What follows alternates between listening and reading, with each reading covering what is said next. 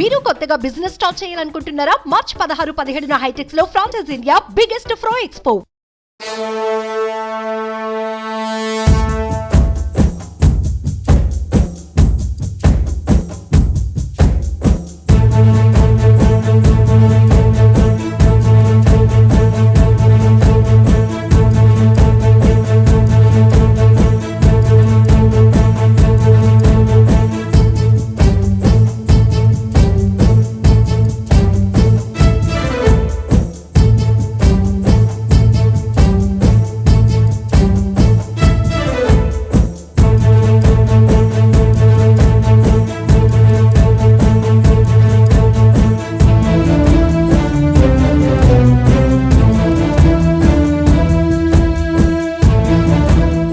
ఆ రోజుల్లో చంద్రబాబు గారు అన్నారు మాకు 10 సంవత్సరాలు.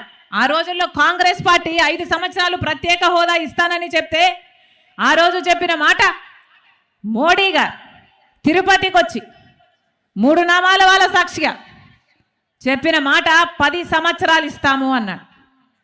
ఆ 3 నామాల వాడికే పంగనామాలు పెట్టాడు మోడీ గారు. ఇక ఈయన కేడీగాక ఏమవుతాడు? 10 సంవత్సరాలు ఇస్తామన్నాడు. ఇప్పటికి 1 సంవత్సరం కూడా ఇయ్యలేదు. 10 సంవత్సరాలు గడిచిపోయింది, కనీసం ఆలోచన కూడా చేయటం లేదు. ఆ రోజు చంద్రబాబు గారు చెప్పిన మాట మాకు 10 సంవత్సరాలు సరిపోదు, 15 సంవత్సరాలు కావాలి అన్న.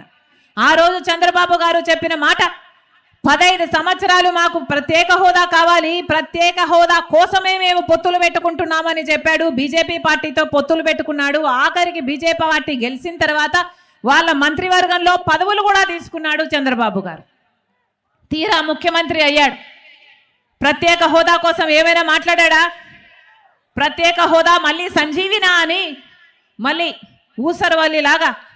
ఊసరవల్లిలాగా రంగులు మార్చిన వాడు చంద్రబాబు గారు.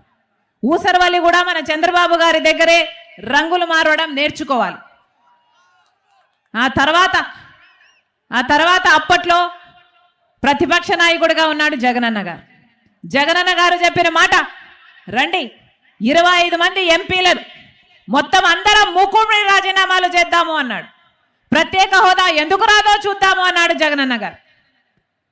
జగనన్న గారు వచ్చిన ఎన్నికల్లో పోటీ చేస్తే ప్రత్యేక హోదా అంశం తీసుకొని పోటీ చేశాడు. ప్రత్యేక హోదా అంశం కోసం నేను కూడా పోరాటం చేశాను. ప్రతి సభలో తిరిగాను.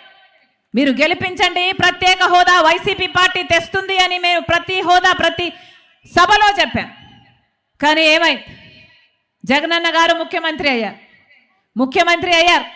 ఒక్కసారైనా ఒక్క నిజమైన ఉద్యమమైనా చేశాడా జగనన్న గారు మళ్ళీ ప్రత్యేక హోదా గురించి? ఒక్కసారైనా మోడీ గారిని ప్రశ్నించారా? ఇన్నిసార్లు ఢిల్లీకి వెళ్తున్నారు వస్తున్నారే, దేనికి వెళ్తున్నారు? ఆయనను కాపాడుకోవడం కోసం వెళ్తున్నారు, లేకపోతే హంతకుల్ని, సొంత చిన్నాన్నను చంపిన హంతకుల్ని కాపాడుకోవడం కోసం వెళ్తున్నారు తప్పితే. సుమన్ టీవీలో మీ పర్సనల్ అండ్ బిజినెస్ ప్రమోషన్స్ కోసం కింది నెంబర్కి కాంటాక్ట్ చేయండి.